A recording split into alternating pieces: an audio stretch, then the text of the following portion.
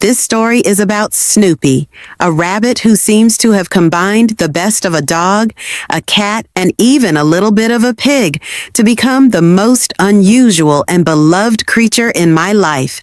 Snoopy is almost 5 years old now. Sometimes I think he's having an identity crisis. He can lie by the window for hours like a brooding cat, and then suddenly become alert to noises outside the door like a real watchdog. And sometimes he's just Snoopy, a real rabbit, soft, stubborn, hopping, chewing, and surprisingly charming. But more often than not, he's all of those things at once.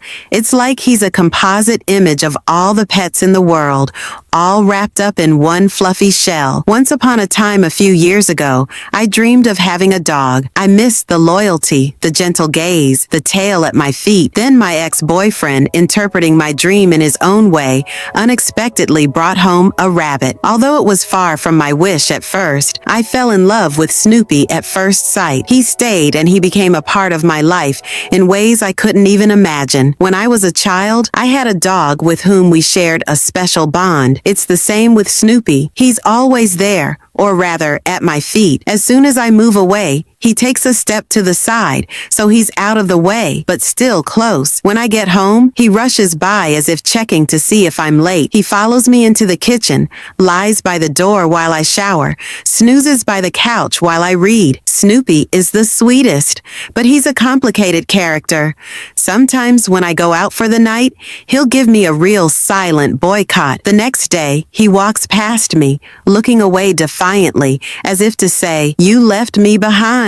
But an hour later, he crawls closer, snuggles up, and all resentment dissolves in those soft ears and trusting gaze. So, hey, when he's hungry and he hears the smell of his favorite treat, he runs to me like he's forgotten his dignity. And then he starts making noises that sound like a mixture of grunting and purring. He's a real little piggy, and he does it with such grace that it's impossible not to laugh.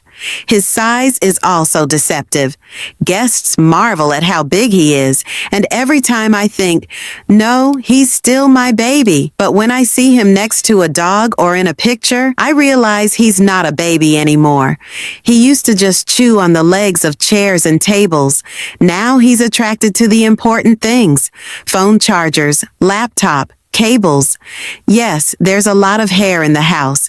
I vacuum 3 times a day, but he has access to every room except maybe the bedroom when I close the door to escape the furry apocalypse. He knows his name. When I call Snoopy, he lifts his ears. When the vet says his name, same reaction. And when he does something he's not supposed to do, and I sternly say Snoopy, he immediately freezes, realizes Mommy saw. I have tried to get him a friend, another rabbit, but Snoopy doesn't like competition. When he sees a stranger, he immediately snuggles up to me as if to say, "This is my place. I'm with you." He's smart. He's understanding.